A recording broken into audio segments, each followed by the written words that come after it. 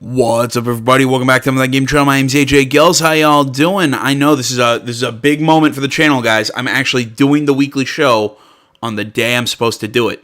Yes, I know it's not at the correct time, but you know what? We'll take the victories where we can. If you're new to this channel, new to this program, basically what we do, we sit here, we gather news from around the web. I sit here, I read articles to you guys. It's a fun little story time with AJ.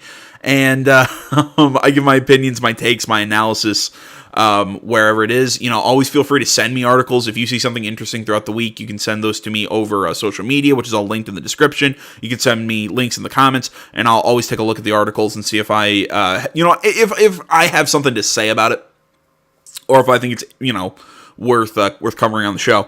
I feel like God damn, sorry, I'm thinking ahead to the next thing I'm going to talk about, not finishing what I'm currently talking about. We also sometimes watch videos. We have a video queued up for this week, all that stuff. Basically, also in the description, if you go follow me over on Twitter, you'll usually get a pretty good look at everything that I'm going to talk about, because I usually retweet most of the articles that I'm going to bring up in the show. Usually the only ones I don't are like IGN articles, because I have them saved on my IGN app, because yes, I have the app. Either way, that's the important stuff for what the show is, so, please enjoy. By the way, also in the description, along with the social media, is also links and timestamps for when, or just about when, every article and or topic is kind of breached. Which, by the way, if you're not interested in this next little bit, please go down and to the first article timestamp, because we're actually going to get into a little bit of a pseudo channel announcement, just there's some stuff that's been going on with me, and I feel like it's, I kind of want to give you guys like a heads up of, not entirely, again, just wait, feel free to skip this if you don't want to listen to it. Now, if you are interested, basically, I've kind of had a few hints here and there, maybe kind of alluded to this. I've actually told one or two of you that there's some major shit going on in my life, just since probably last November, October. There has been some massive things going on with me. I usually try and keep it kind of on the down low, not to, I don't mind breaching heavy topics with you guys, but a lot of times, A, I don't like sharing my problems with other people, and B, I still like to try and be entertaining here. Hopefully I can be entertaining here, and you guys enjoy the channel. But some massive shit was kind of going down then. It's continued into this year, and up until probably about a week ago, everything's kind of come to a head, and I've had to really make some like serious decisions. Some really big things are kind of going down in my life right now. Nothing's solidified. That's why I'm not going to give you guys any real specifics until about a week and a half or 2 weeks from now, when I think everything's going to be kind of really more solid. Now, you can ask, well, if you're not going to give any specifics, why bring this up now? Well, I'm trying to think. Voice that's challenging me inside my head. There we go. I could have come up with a better name for that, but fuck it. Well, other me. The reason I'm bringing this up is because I don't want to say there's going to be changes done to the channel, as in, like, none of this is health related, so, I'm not dying or anything like that. Don't worry, I'm perfectly fine. I'm perfectly healthy might be a bit of an overstatement, because I am kind of overweight, but whatever. No, it's the only health problems, quote unquote, that I've been having lately. It's just I've been having trouble sleeping, and I've just not been feeling great. It's just the stress of everything. But again, things are getting figured out, and that should be going away soon. And hopefully I can get onto a regular schedule where I'm uploading during the day instead of over the night and sleeping all day, because that's probably unhealthy. So, it's nothing health-wise. The channel's not shutting down. Really, when I say there's changes that it's going to be happening to the channel, it's basically changes of when I can upload, when I have time to record, stuff like that. So basically, it's going to be like, I'm going to try and keep it at the same amount. It might drop a tiny bit, but for the most part, I don't see why that would happen. I think it's going to be the same amount of recording, same amount of videos, just the upload times and record times might be different from when they are now. So that's the only real change that's going to happen. This is just for the next couple weeks, again, while everything's still kind of in flux. There might be days where there's a lot of releases, a few days that there's no release, or not, no to very few releases, kind of like last night. And just stuff like that. So that's all I'm telling you guys, is that in the long run, nothing's really happening to the channel. In the short term, there might be some days where there's not a lot of releases, or uploads. That's all I'm all really at liberty to say. Like I said, I will give you guys like a full, maybe not a full rundown, but a more comprehensive rundown in a couple weeks. But that's down the line. So either way, like I said, I'm fine. Nothing bad is happening. Well, nothing bad, quote unquote, is happening. It's just, like I said, some big stuff kind of moving on to a new chapter in my life. That, like I said, I will explain down the road. So there we go. My rambling about my own personal life. Sorry it took so long. Let's hop into the news, and to start, we have an article that is shocking if true. Yeah, that's right. I had to pull out that Futurama quote. I love that voice. See, the article title on Games Radar: The Last of Us 2 release date might have just been leaked for real this time. Article by Alex Avard. This was on March 4th, a couple days ago. PlayStation won't be attending E3 2019 this year, but that doesn't mean it hasn't got big plans before the inevitable announcement of the PS5. I still say the PS5 at the earliest shows up. I think I've said 2022 is my guess for the play. I've got to write my predictions down because I usually forget. But my prediction, I think for PS5 is 2022. I think 2021 is still a little early. I think the current generation's got just a little bit more juice to it. But I think next gen is coming. I just don't think it's as soon as everyone thinks it is. But that's my opinion. Aside from the incoming release of Days Gone, Dreams, I still don't understand people's fascination with Dreams, but that's, again, a different conversation. And more, and most of us are excited for one exclusive above all else. Well, again, you're also forgetting Death Stranding, but whatever. The Last of Us 2, Naughty Dog sequel to its masterclass third-person shooter of 2013. What people call, would anyone out there, would you guys describe The Last of Us as a third-person shooter? I know I'm getting into the weeds on crap that doesn't matter, but just a weird kind of just classification. I consider that more of an action survival game in a way. I don't know. I mean, it's got third-person shooting, most definitely. I'm not saying that it doesn't. I'm just saying, just because the mode of combat is third-person shooting doesn't make it a third-person shooter, if that makes sense. I don't think of it like a Gears of War. I consider it more of a, I don't know. Again, I'm probably getting too anal retentive here about something that doesn't really fucking matter. Was announced at PlayStation Experience a few years ago, but neither its developer nor Sony has revealed when the game is coming out, or even if it'll be arriving on PS4 at all. Oh, come on! We all knew it was going to be a PS4 game. They teased it this generation. Look, you'd have to be a massive asshole to tease this. What? When did they say this got teased? Oh god, we saw it. Yeah, a few years ago at PlayStation Experience. If they showed it a few years ago, it's a PS4 game. There's no way they'd hold off and make that a PS5 game. Unless you want to be a complete shithead. I mean, look, don't get me wrong. I think they're going to do what they did with 2013's The Last of Us. They're going to do a Last of Us Part 2 on the PlayStation 4, and then they're going to do a re-release next generation. I think most of these games that are coming out right around this time that are going to be big are going to do it. I think The Last of Us Part 2 is going to do it. Days Gone, probably not. Well, except one, I think just because one, it's a new IP, and I don't think it's going to do as well as something like The Last of Us. But I think it's not close enough to the next generation platform. I think Cyberpunk 2077, we can expect to see launch also next generation. I think like Death Stranding is going to do it. I think there are games that are going to do that whole current gen, next gen thing, but The Last of Us Part 2 is originally going to release on the PS4. I have no question about that. While whispers have suggested a 2019 release date up till now, confirmation of specific launch window may have just arrived via the mountains of the verdant Peru, or rather a Peruvian retailer by the name of Law Gamers, first discovered by the Loot Gaming, who recently released a promotional poster on its website that clearly states The Last of Us 2 will be launching in October of 2019. See, now, this is actually a lot earlier than I expected. I actually expected The Last of Us 2 to be dropping, when the hell was I thinking that it was going to come out to us? I thought The Last of Us Part 2, I think, was going to come out in 2020.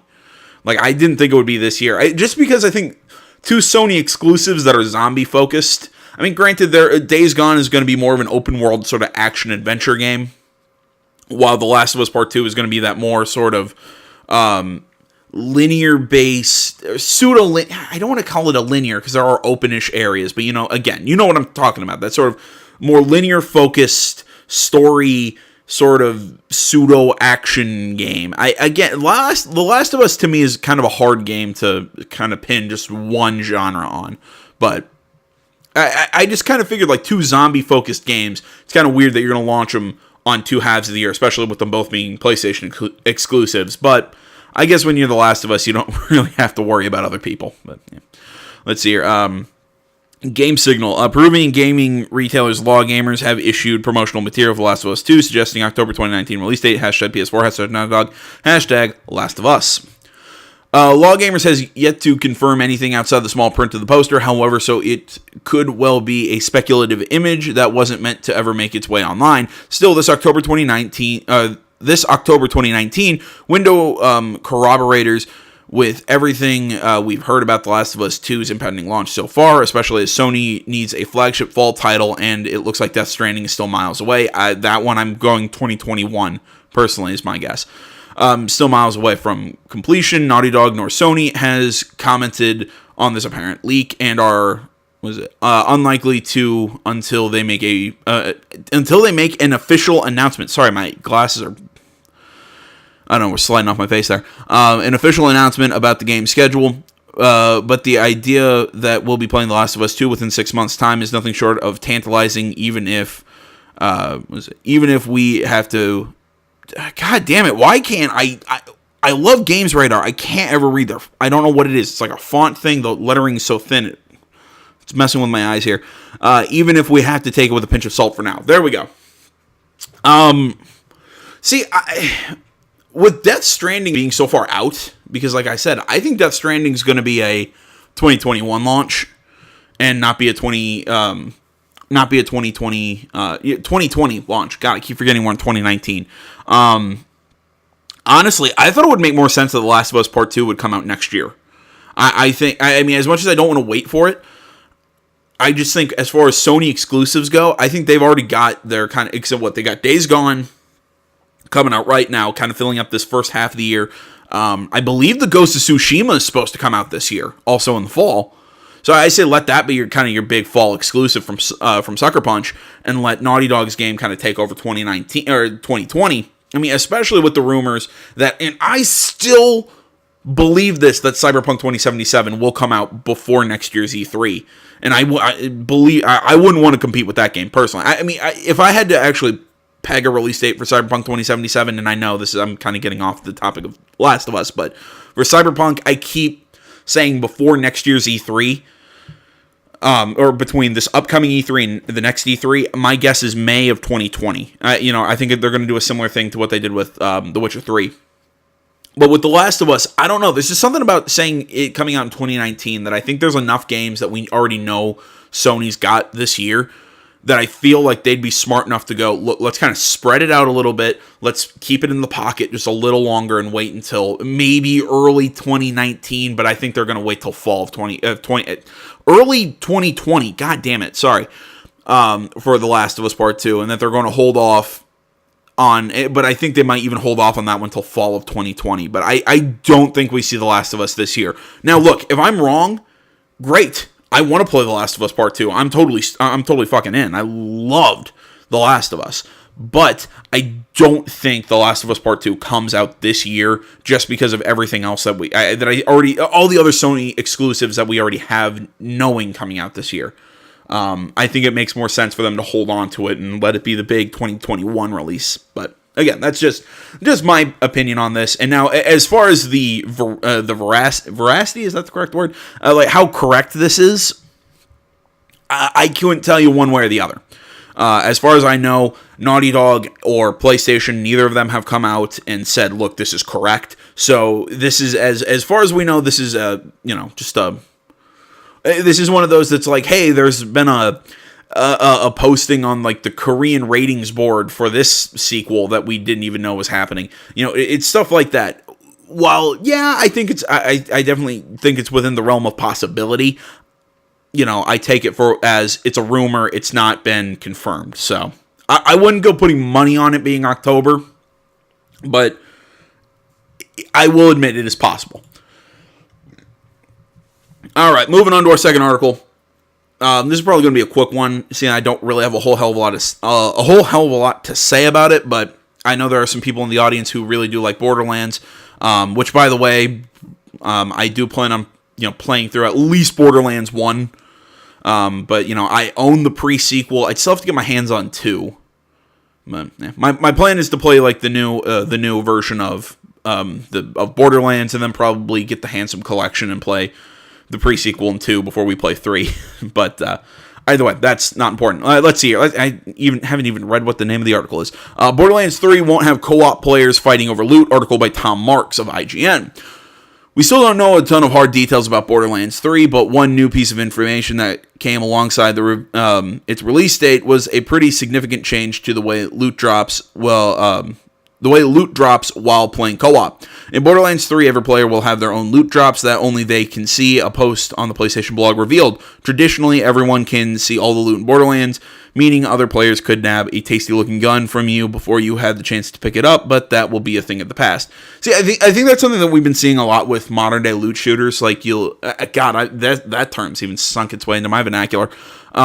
We've seen that a lot with stuff like Anthem, The Division, Destiny, yada, yada, yada, that, something will drop for the player, and it's only on their screen. It's only for that player, not for the other, the other ones might see a drop, but they'll get a different drop. It's not first come, first serve. I think that's the way to do it with a game like this if you're going to play co-op. Now, believe me, I wouldn't play co-op. It sounds like, I would never do something like that. Although, again, because I'm a single player guy, I will fight to the death on that.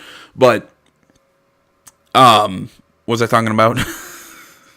But no, I think if there is a way that you're going to do loot in a multiplayer setting that's not overly competitive, if it's going to be cooperative, yeah, I think this is the way to do it. Now loot is player specific, meaning you only see the loot you can take, and other players will see entirely different guns than you do. It's unclear how they will work with things like chests, but presumably they'll all have unique content waiting to be taken for every player. Excitingly, if this all sounds like a drawback instead of an improvement to you, you'll still be able to switch back to the traditional co-op loot drop settings of Borderlands 2 as if nothing happened.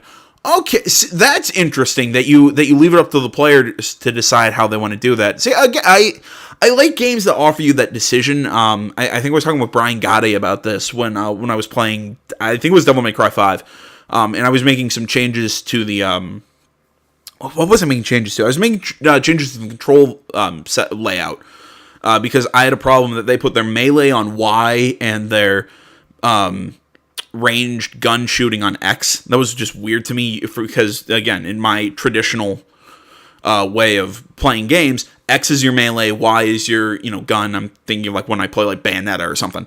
So it was just totally weird to me, but I liked how the game gave me that option to change it. I like how games are kind of giving, we're seeing this a lot more, that games are really giving these sort of like little accessibility sort of changes in settings where I can make this little tweak here if I liked it the older way. Like if I like the old loot setting, I can set it to like Borderlands 2, or like in Devil May Cry 5. I like this control setting more, so I can set that personally. Like it's not a, I can sit here and fine tune it exactly the way I want to kind of give me a better experience. I really like that we're seeing a lot of developers really sort of push more towards the player's comfort with playing their game.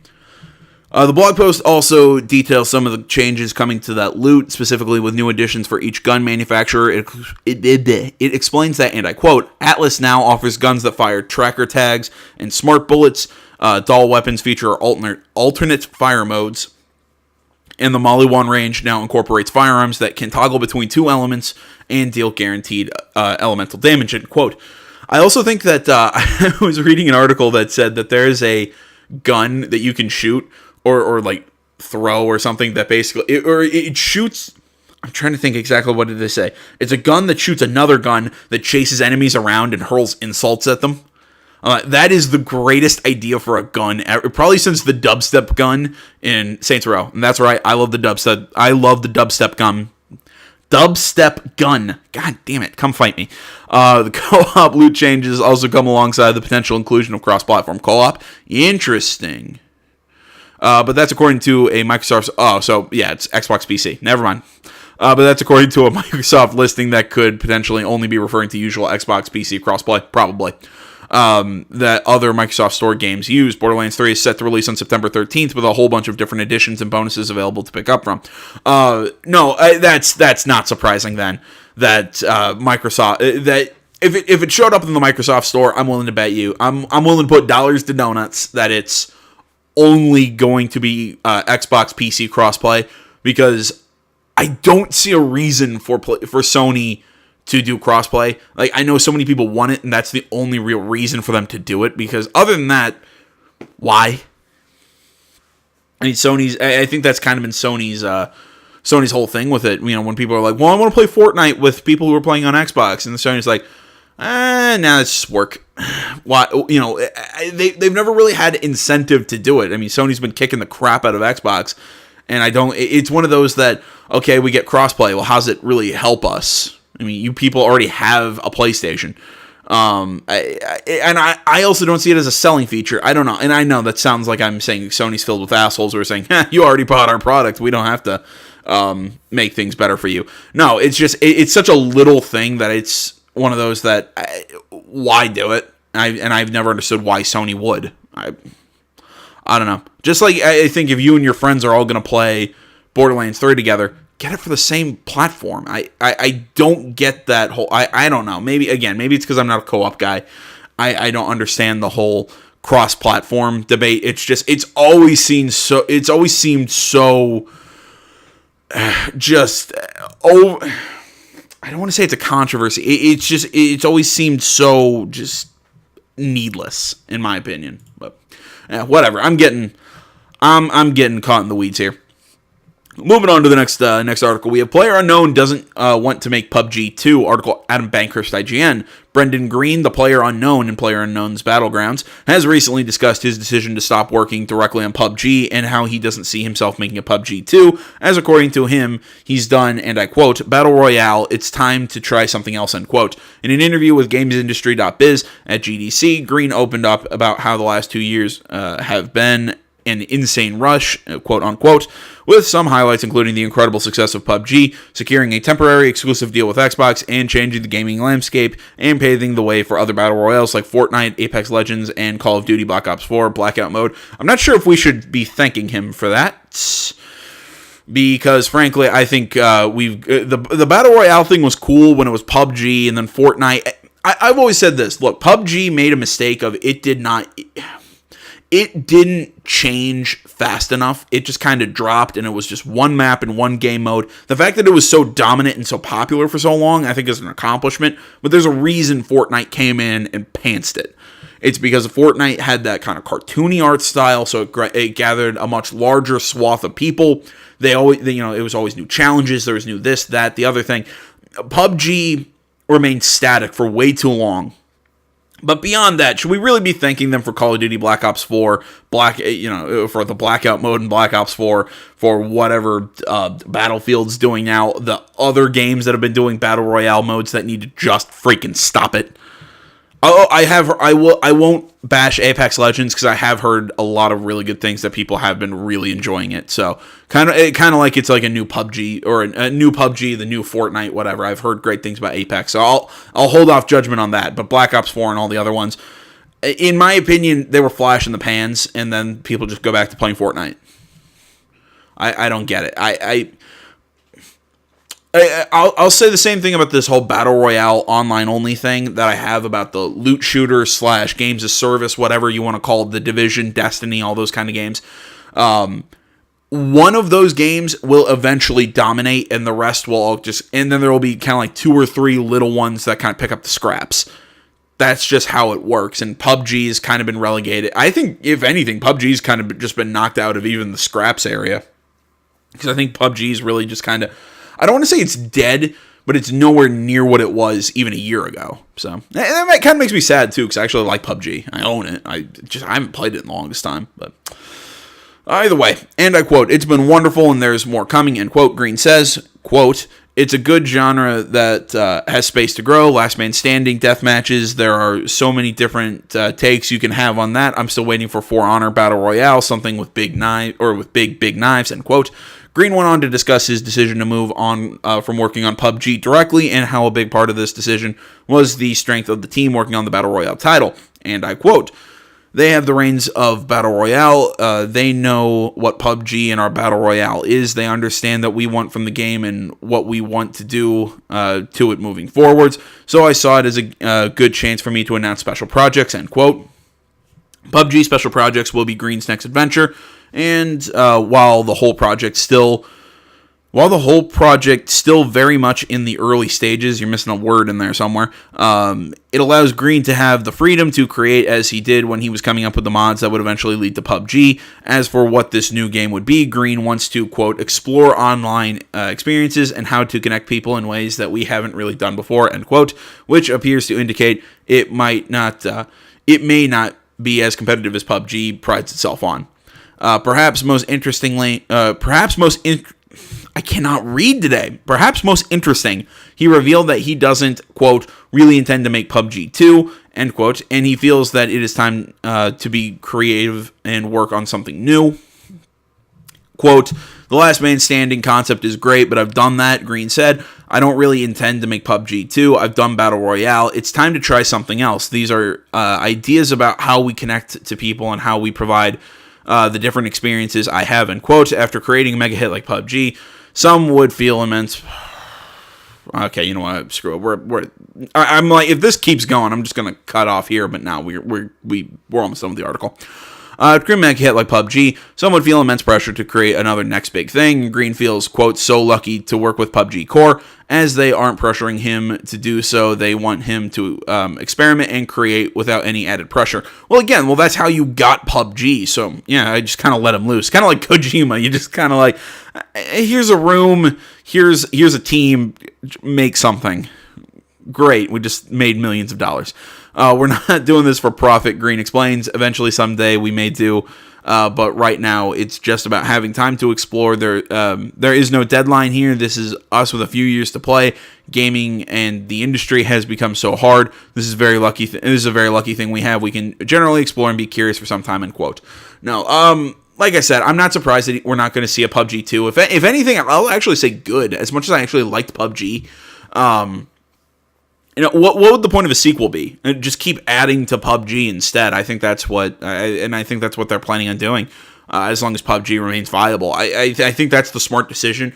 And I wish him best of luck with whatever projects he's working on now. I don't have a clue what they are, but good luck. That was a pretty short one. Moving on to a group of articles that I actually found kind of funny because. I love how there's a theory of Ubisoft that all the games take place in the same universe. I mean, there's almost tacit, like we almost have exact evidence that what is it that what are the two series? Watch Dogs and Assassin's Creed take place in the same universe. We almost have exact. Just like direct evidence. There we go. Jesus Christ, that was hard. That those two take place in the same universe. Again, there's something else I was talking with Brian Gade about that. Maybe there's a possibility that The Division and the new Far Cry, New Dawn actually take place in the same universe, because while the East Coast is kind of falling apart because of this, then you have the nuke that went off and fucking hell, I just finished playing that game. Why can't I remember? Montana. There we go. I don't know. I highly doubt that that's true. That's just something that's been kind of bouncing around my head. I highly doubt that's actually true. Sorry about that cut. As I was finishing that sentence, I was choking and just started coughing. So I made sure to turn off my mic to not blow up future me's ears while I was editing. No, I was getting into the weeds and rambling. Either way, the Division 2 Easter egg may tease a Vikings Assassin's Creed game, which, dear God, please be a thing. I I can't believe I've never thought of a Vikings Assassin's Creed game, but you know what? That goes near the top of my list of most Assassin's Creed game that I want. Still at the very top is a feudal Japan Assassin's Creed game where I get to play as a ninja. I've been asking for that game for years. I wanted Origins to be that. Or, when they were talking about whatever the new one that was going to be when Origins was coming out before we knew it was Ancient Egypt. I was praying for feudal Japan, but it was eventually Ancient Egypt, and I really enjoyed Origins. I still want Assassin's Creed Rising Sun, just saying. Either way, let's see here. Posters found in the Division 2 hint at the next Assassin's Creed game may revolve around Vikings per Kotaku via Assassin's Creed wiki user Alif Mori's son Nundi. I'm not even going to keep trying on that one. The posters can be found in the game's Potomac Event Center, and they feature the what appears to be a Norse god or Viking with the word Valhalla written above holding a staff and an odd orb. Upon closer inspection, the orb is actually an Apple of Eden, important items within the Assassin's Creed universe that have appeared throughout history and have been capable of projecting images, mind control, and more. When we reached out to Ubisoft for comment, spokesperson told IGN, quote, "We do not comment on rumors or speculation," quote, "images of the posters can be found here." While the visual Easter egg is interesting enough, Kotaku reports that previously learned from 2 independent sources familiar with the game that the project codenamed Kingdom will revolve around Vikings and is set for a 2020 release. Yeah, that makes sense, because we know there's not going to be an Assassin's Creed game this year, but I don't know. I think it's... look, I get it. You can't name sources. I get it. As a journalist, air quotes, I understand that. But always, until I hear I don't want to say I take that as rumor. I mean, yes, a company coming out saying, look, we have independent sources telling us that, that this upcoming project is named this, is set with Vikings, will come out in 2020. That's definitely more than just some guy on Reddit says X. Definitely I put more weight in that, but I still treat it all as rumor. This is my personal, way of handling it. I treat it all as rumor until I get the official announcement from the company. So... but the way it looks, Ubisoft's really not very tight-lipped. I mean, we've known the settings for a lot of these games months in advance before they came out and did their big release, and we're like, oh, we were right, but we knew. Let's see. Beyond Kotaku's corroboration, there are a couple things about this story that fit into place nicely. First, we already know Ubisoft won't release a new Assassin's game in 2019. Yep. Second, Ubisoft is known for putting Easter eggs for upcoming games in its titles, like how Watch Dogs 2 included a teaser for Pioneer, a space game from Ubisoft that has reportedly had its development rebooted. There have been rumors swirling around that the next Assassin's Creed game would take place in Rome as a sort of natural successor to Odyssey's Greek setting. Those signs are beginning to point to a more Norse direction. Yeah, I think the Rome thing could be interesting if you were going to do like a Assassin's Creed Brotherhood to Assassin's Creed 2. Like if it was going to be like a direct sequel, but in that case, I say you drop it the next year. You don't wait a year and then in 2020 drop a new Assassin's Creed game. I say if you're going to do it that way, you do Odyssey and then you do whatever one takes place in Rome the next year, take a year off, then do something new. You don't just I don't know. I think that makes more sense to me. So yeah, I think the Norse direction is more likely, although I do like the Rome idea.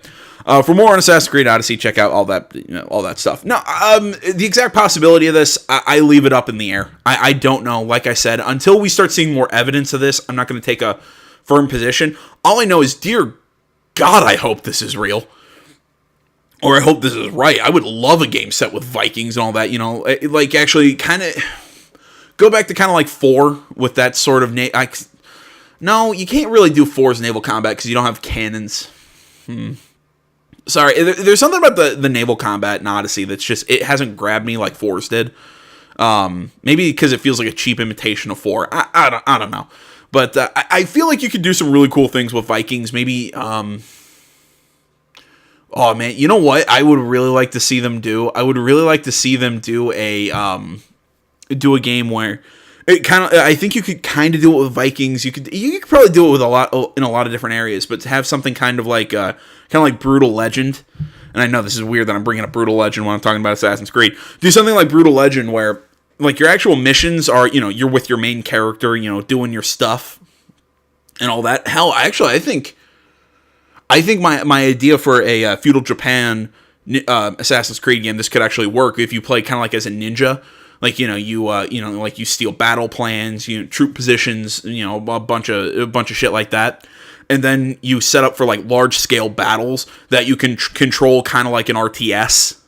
Again, that was one of my favorite things about Brutal Legend was that weird time when you find out the game gets turned into an RTS strategy game for no reason. Those were great moments.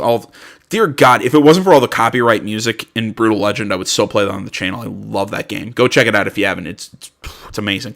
No, I think there's a lot of really cool ideas you could do with a lot of different Assassin's Creed games. But yeah, definitely. I think this Viking one, now that's kind of brought to my attention, it's definitely up there. Like, I really like the idea of going around, like, pillaging coasts, taking territory from the English. Like, I think that could be really cool, set in an Assassin's Creed world. And I think you could do a lot of really, really interesting stuff with that. Again, like I said, I've already said the one I really want is feudal Japan. I mean, hell, I've thrown around ideas like an Assassin's Creed game set in Robin Hood. Where, like your main character is Robin Hood. He wasn't, you play the whole Hood thing in Assassins and all that. That was just a weird, like, daydream I had once. But I don't know. I think that could work. There are tons of things that you could really kind of fit Assassin's Creed into, and a lot of different concepts. But I trust that team and whatever they're doing next. But yeah, definitely. I'm sorry. Again, this keeps happening today. I keep getting off into the weeds and these weird, just trailing thoughts. I'm sorry about that. Let's see here. Coming up next, kind of sticking on this Ubisoft thing. Reports say Watch Dogs 3 will indeed be set in London. Article by Vicky Blake of PC Gamer. Yesterday, we reported how an Easter egg in The Division 2 may have teased that the next Assassin's Creed game would be about Vikings, but interestingly, Kotaku's reporting of the same story indicates explicitly that the third installment of Ubisoft's other big franchise, Watch Dogs, will be set in London.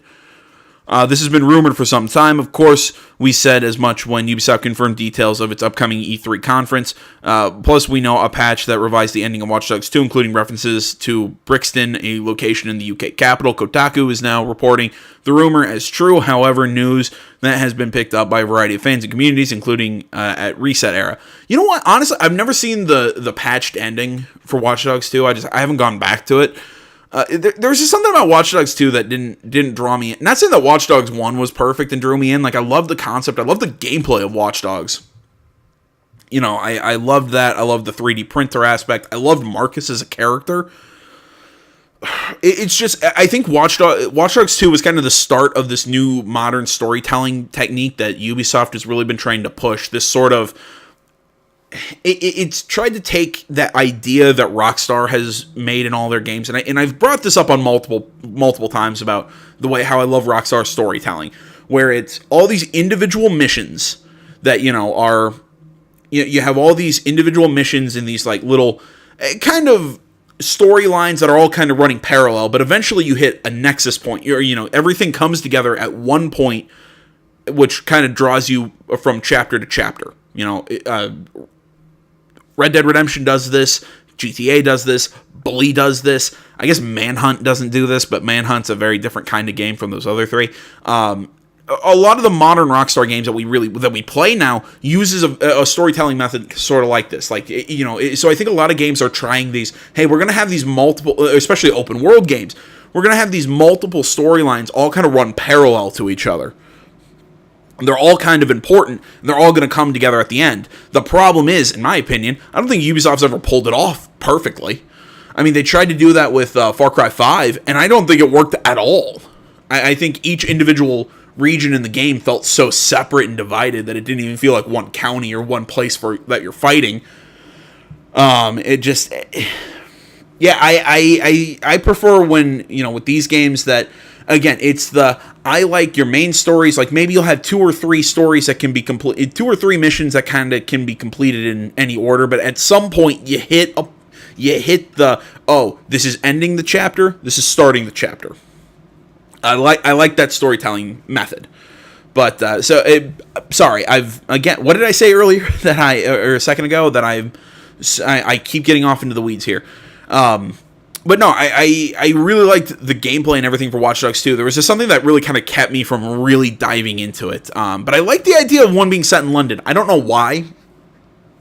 I mean, I like the first one being set in Chicago. I've lived my life, here in Indiana, living closer to Chicago than I have to Indianapolis. So, I mean, it's, Chicago's kind of been that city that I've always kind of been around. So, I mean, that was always interesting. Then we moved out to San Francisco, and from what I've heard, San Franciscans said, it was really cool. It was a really well done city. I love the free running, the driving, the gameplay. Like, I've loved a lot of the stuff about the Watch Dogs series. And so I think it's interesting going to a new city, even a new country. I think they can do a lot of really interesting things with it.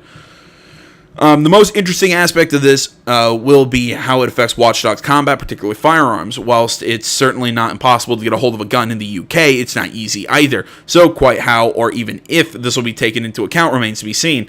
I doubt it. I don't think they'll take out the fun. I don't think they'll take out the fun of that. I know a lot of people who had problems playing as Marcus in Watch Dogs 2, like killing people. I never had that issue, but usually it's because I play lethal when I play games. I don't play. I usually don't play pacifist. I play lethal. It's just how I am.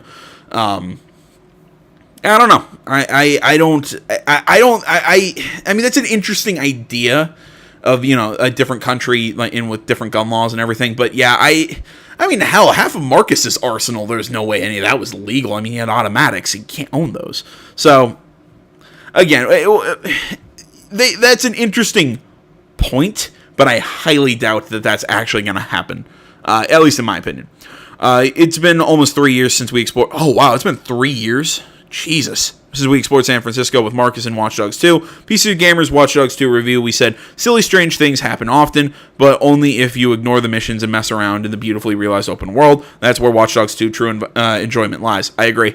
Not in its cheeky Hot Topic hacktivism story and frustrating bland stealth scenarios. Yeah, but in the no nonsense you can pull off in a big sandbox with wacky toys and fast cars, unquote. No, I think that's a great way of putting my issues with the game. I think the stealth just to me never felt right. It was good, but it wasn't. There was just something about it that was holding it back to me. Just shooting and gunplay didn't feel good. But I think the story was kind of its cheeky Hot Topic. Again, I think best way to put it. I think that's a very good kind of synopsis of my look into Watch Dogs 2. But yeah, definitely. I'm interested in Watch Dogs 3. I'll see where it. Have to keep an eye on that. And sorry about that. See where that's going. Words are hard right now. All right, moving on to the next article. We got Cyberpunk 2077 has no game over screens for failing a mission. Article Matt Perslow of IGN.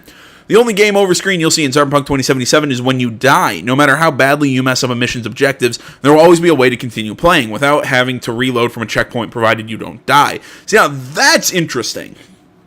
I mean, that doesn't sound... I mean, I think on its face, that doesn't sound difficult, but think how hard that's going to be, because you got to figure out ways that for the character to fail, and if they fail, okay, now we have to find a way to naturally give them a new objective to still get them to the end of the quest.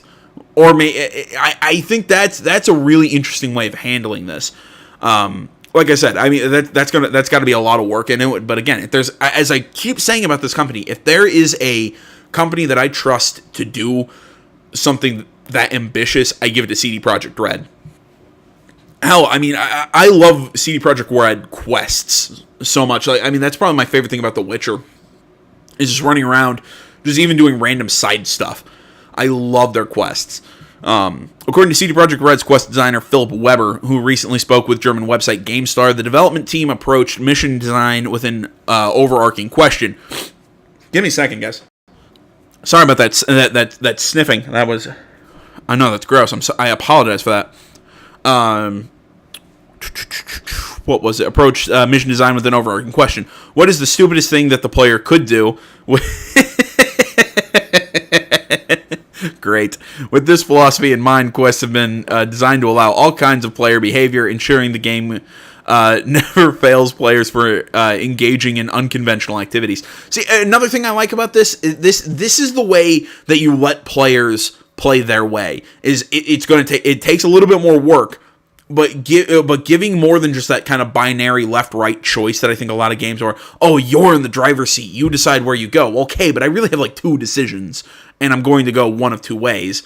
In either way, it all kind of leads me around to the same ending. So what the hell is the freaking point? This is really how you put the player in the driver's seat. Like, you know, the way you can tackle a situation. It feels like I'm not. How to put this? The way that this is written, the way that this is being explained here, makes it seem like I'm the one deciding what I want to do. Not the game is giving me, here's 2 or 3 decisions, you decide what you want to do with these out of these 3 decisions. It's like, okay, brain, think your way through this. Okay, now I'm going to do it. Whether or not the game, but it's not the game giving me this is the right or wrong, or this is left or right path. I think that's a really interesting way of doing this. This also reminds me of tabletop gaming. I mean, the number of times I've played tabletop games, and the way that we've solved things and just completely stumped our DM is just it's that's part of the fun of it. I think I was playing the Star Wars RPG with somebody or something, and God, what did my DM say? He said something about, we were playing like this like little short campaign, and you know, said like this floor was, you know, kind of damaged or something, and I had a whole bunch of grenades, so I just started hucking grenades and shooting at the floor, trying to break it. So we can beat this boss and have him fall through the floor. And my entire party sitting there going, "What?" Looking at me, AJ, what the fuck are you doing? Fight him! Stop trying to do whatever you're doing. But in the end, it ended up working, and I was right, and we won because of my stupid planning. But no, that's what this feels like. And again, if you think it's weird, why is he bringing up tabletop? Well, that's what this game is. Cyberpunk is a tabletop game at heart. So I like how they're bringing in that idea from tabletop of, look, the player's going to play their way. It's our job to react to them, not we're going to throw stuff at them and their job to react to us. Like I said, it's got to be tough to do it that way, but I like that they're attempting it. Now I do have an expression when it comes to when I look at games critically. I say, look, you don't get points for trying. If you're going to do it, you got to achieve. I will say, hey, I see what you did. I see what you were shooting for. That's a cool idea, and I don't want to discourage you doing it.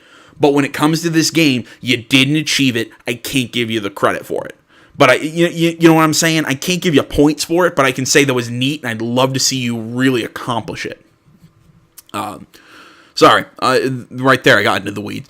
For example, Weber suggests that while protecting an important client, there is nothing stopping you from calling in at a restaurant for a burger. If the client dies while you're getting your fill of food, then the game continues on. Just because you failed the job doesn't mean you failed the game.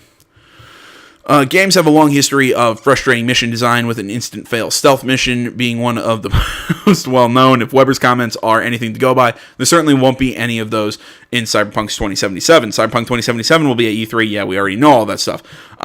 See, but the way they explain it in that sentence is a little different from how he was explaining here. Like here, if I'm going to go get a burger and my client dies, well, that's just a mission fail, not game over.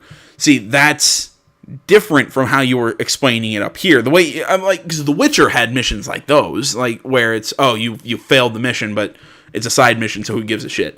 I don't know. I really hope the way that I originally read that is right. That it is kind of the mission keeps going despite the fact that you failed this little sub objective. That, okay, look, so now we're gonna try and still kind of push you towards something, but we're gonna do it lightly. We're not going to put a clear wall in your face.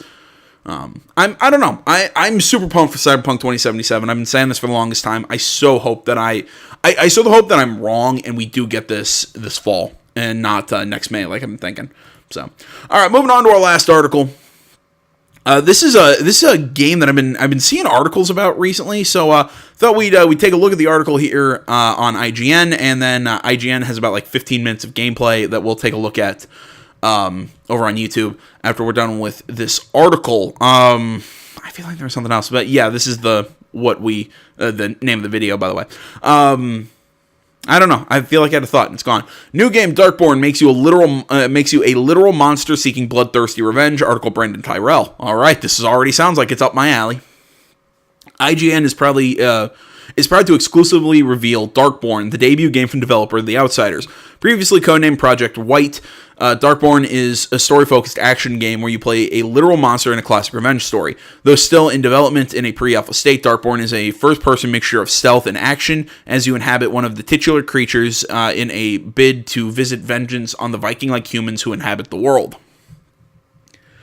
Let's see here. But there's more to it than pulping your way through grunting barbaric Norsemen. Darkborn is positioned to tell a unique story revolving around opposing powers in the world, while you and your family are caught in the middle. As evident from the 15-minute gameplay reveal above, the opening moments of Darkborn paint a picture of a caring family unit that's literally ripped apart, sparking your journey to grow and evolve from a cub to a predator, gaining size, strength, and incredible bestial powers. Speaking with The Outsiders co-founder, project lead, and longtime Battlefield and Payday developer David Goldfarb, Darkborn is about putting you on the other side of the sword, so to speak, and I quote, "Darkborn is the first and foremost game about being a monster," Goldfarb said. Excuse me. "Playing it is about experiencing that monstrous quality in first-person combat, in novel abilities, and movement, and even in enemy reactions to you," end quote. Quote, "But it's not traditional, and the humans are murderous, cruel enemies bent on your extinction. You yourself are an innocent caught up in a much larger conflict between powers." Sorry, taking a quick drink there. The specifics of which become clear in the course of the game. It's a classic revenge story, but also a mystery. What happened to the world and your people? Can they be saved? God damn, that's kind of brutal. Darkborn's inspirations are similarly varied. The idea was pulled together from twists on classic epic literature like John Gardner's Grendel, being the biggest influence on Goldfarb pop culture staples like King Kong and Bambi, and video games like Shadow of Mordor and Shadow of the Colossus. Quote, "What if the orcs in Shadow of Mordor were the good guys?" Goldfarb said. "What kind of lives did those great beasts in Shadow of the Colossus have before you came to murder them?" End quote. Honestly, hated Shadow of the Colossus. I know. Say what you want, didn't like Shadow of the Colossus. At a scant 25 members, the Stockholm-based development studio has been working on Darkborn for nearly 3 years, albeit with a much smaller... Yes, I'm ignoring the thing just biting that guy's face off. Smaller development team for half the time. The exception being some outsourced art and audio team, Two Feathers, which is responsible for the incredible yet heartwarming, wrenching crunches, cries, and whimpers from Darkborn's opening minutes.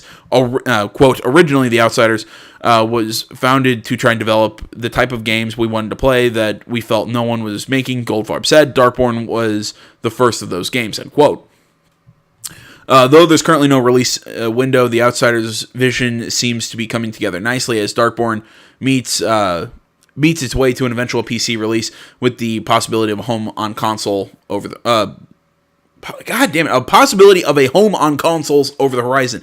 God, I cannot read today. Quote, "We have people experience a new perspective," end quote, Goldfarb said of his hopes of Darkborn players. "We want them to want to help this lone creature succeed against seemingly impossible odds on their journey of knowledge." You know, just these like little bits that I'm seeing played here, this reminds me so much of that game, Agony, that people ended up saying was complete crap. Although I've seen it around, I kind of want to play it. But, so while there's this huge concept of traditional power fantasy in the player's own growth across the game, there's also the, man, this poor thing had it hard and it's terrible what the humans did, and I'm going to help element that propels the narrative, and we hope player engagement. Follow development of Darkborn on Twitter, yada, yada, yada. All right, let's get into the video.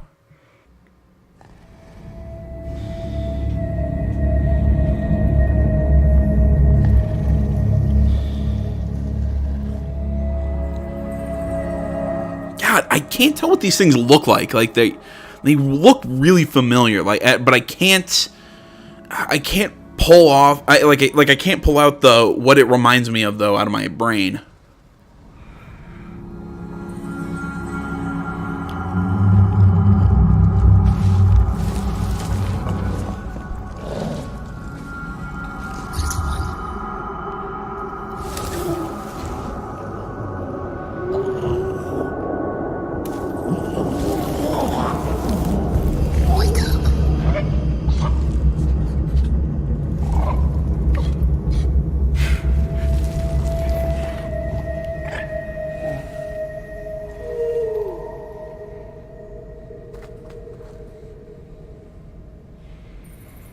You know, in a weird way, this kind of reminds me of that, oh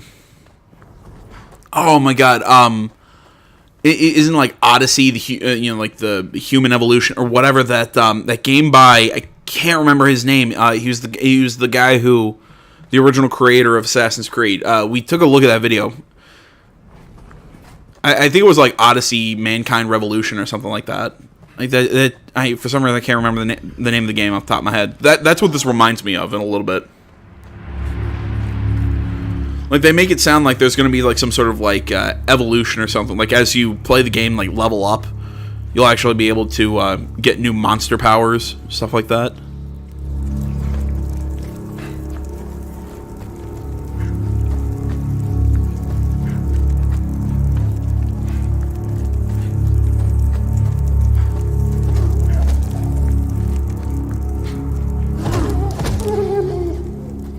Oh, that's sad. Oh, you dicks. What? You had to kick the little one? Oh, that's rude.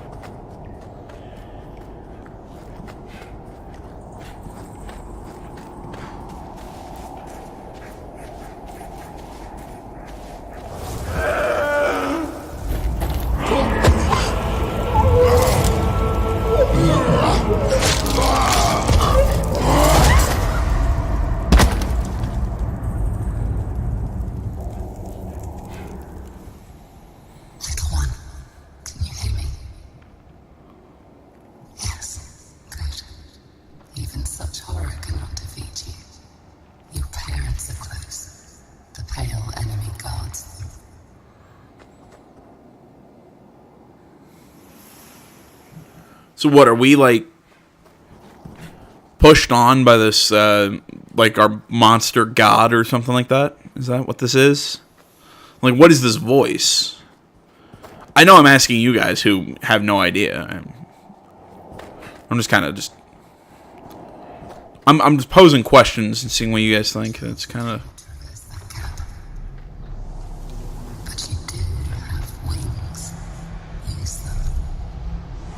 Wait, but we didn't see him have wings.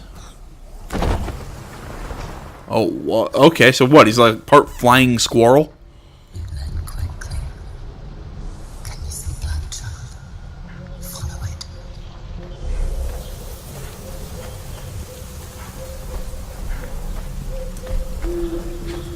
Like, seriously, like, is the monster in this part squirrel?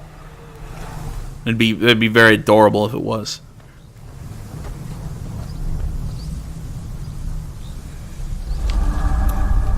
Oh, cool. I really like the forest sounds. Like, can anyone else getting those? Like, you can, like, the twig snaps, the leaves rustling. It's very very kind of quiet, serene. I don't think like a lot of games get that. I think noisy or they make it too quiet. But I think this is a very good.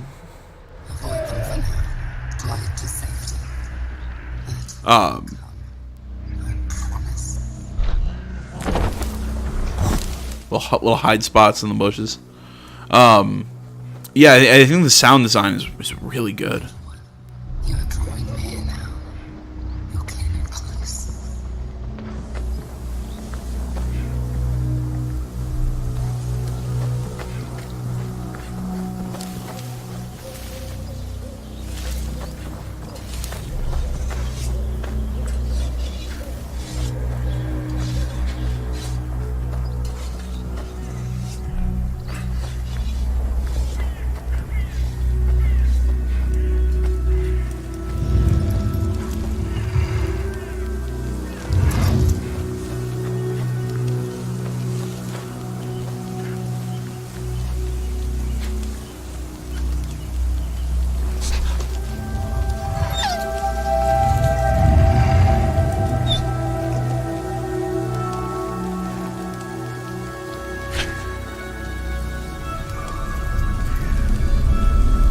death gifts.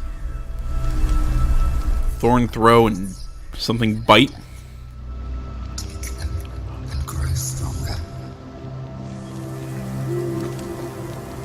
Okay, so maybe it isn't like it isn't like an RPG sort of thing. See, I was kind of hoping for something for it to be a little bit more RPG like, where I could make my monster, you know, like, oh my god, that looks like Skyrim. Make my monster like better at fighting or stealth or whatever, like just depending on how I want to do it, not.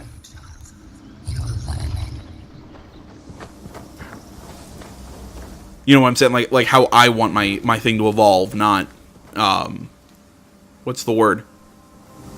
How I want my monster to evolve, not. Oh, cool! He jammed his finger. Oh, that was fucking sweet.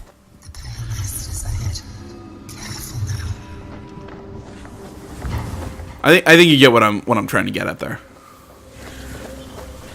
Sorry, I got distracted by awesome eye gouging.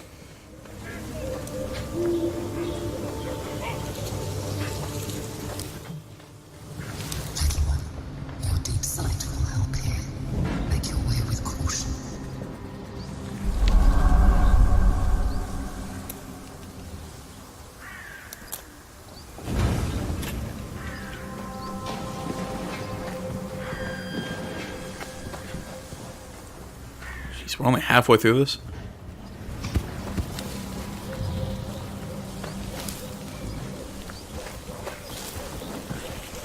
It's gonna go up that log. Yep.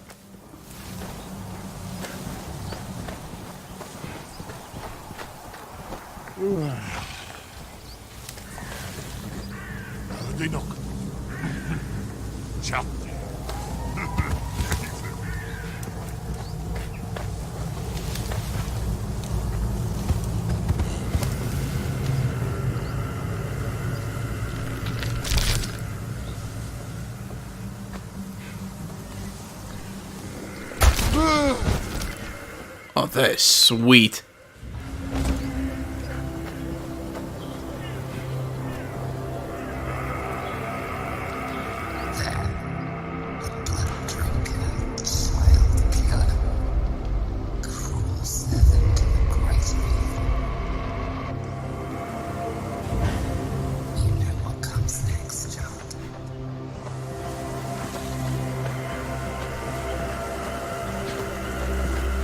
I get it. Like, this is pre-alpha. You know, this is something. Oh my god, that's awesome. Like, I get this is you know, for mostly promotional purposes. You know, kind of demonstrating you know, like proof of concept sort of thing. But god damn, this is great. Like, I love the lighting. Like I said, the sound design's great. The concept's neat. I love the monster thing. Oh, he's eating people. Oh, that's great.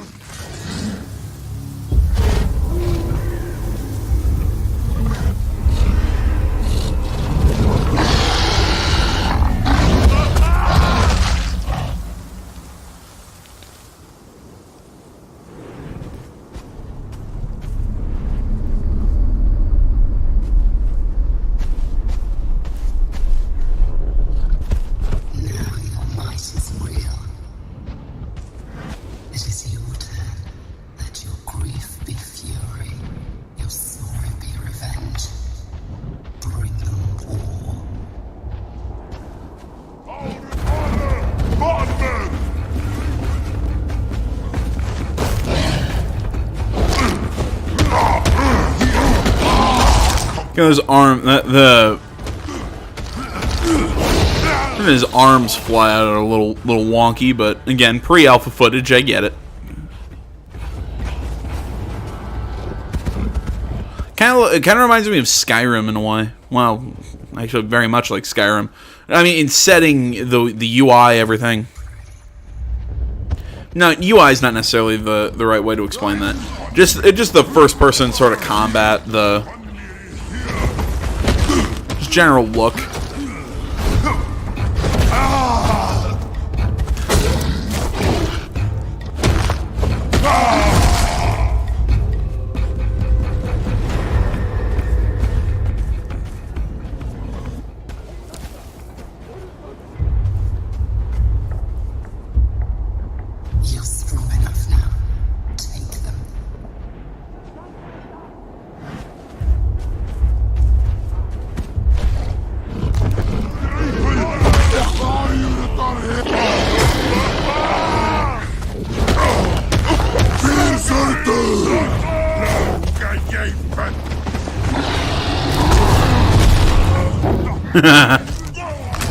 Oh, okay, so this is like some sort of like monster, like kind of fury thing where, yeah, you kind of, oh, rage, I think is the best way. Oh, fucking A, dude.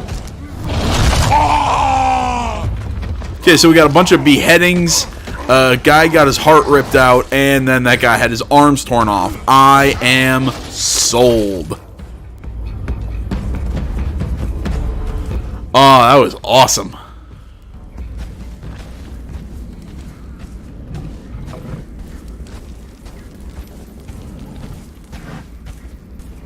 I sense great power beyond these enemies here.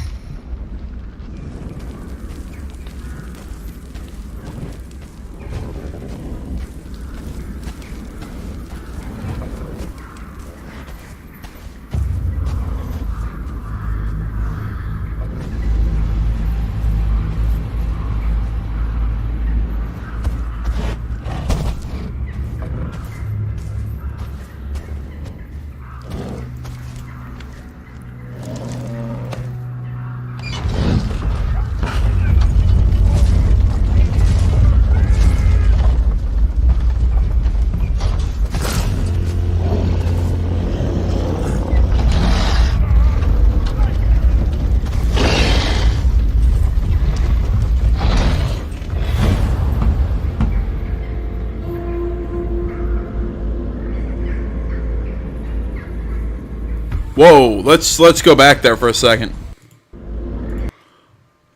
Okay, see, they made references to the Shadow of Mordor games. That's what this is. You know, health increase, deadly. Like, this is a... Huh. See, I was expecting this to be more, from what we're seeing here, a more linear action game. Now this is making me think there's, like, a little bit more. Like there are these special characters. Like, here we're seeing more health, deals more damage, immune to the bite, and all this stuff like this. So, clearly this is a boss character. This is like a mid-boss, or like one of the guys that we're trying to take our revenge against. There are a bunch of things in this game that I'm gonna need to see, you know, see in action, you know, like in the final finished product. But I will give it this: there are a lot of really neat ideas here.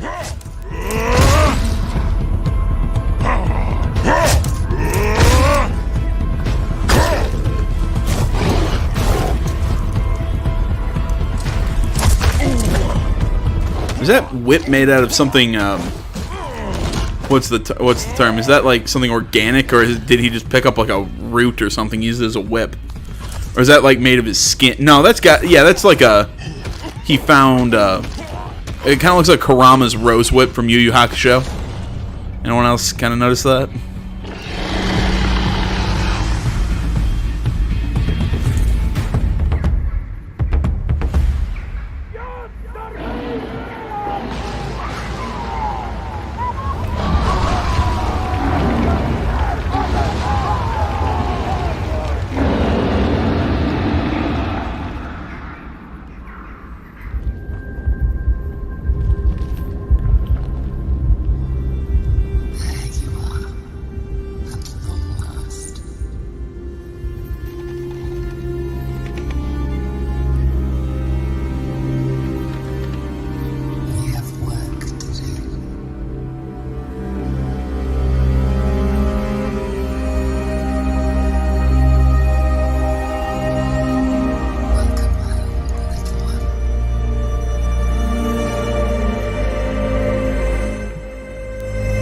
Alright, well,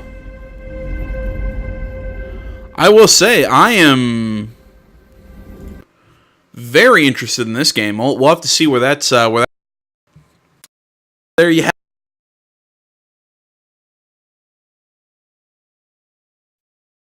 that's going to about do it for the show. Thanks for tuning in this week. I know I was really scatterbrained this week. I'm sorry about that. I don't know. Maybe you guys like hearing me go off on my tangents about whatever, but sometimes I get way too in the weeds and the show gets too long. So, either way, thanks for watching, guys. Thanks for putting up with me. As always, all the social medias in the description, along with timestamps and links to all the articles and videos. Please remember to like, comment if you're not already. Please subscribe to the channel. Please stay tuned for more next time. But until then, my name's AJ Gels, the Something Game Channel. I'm out.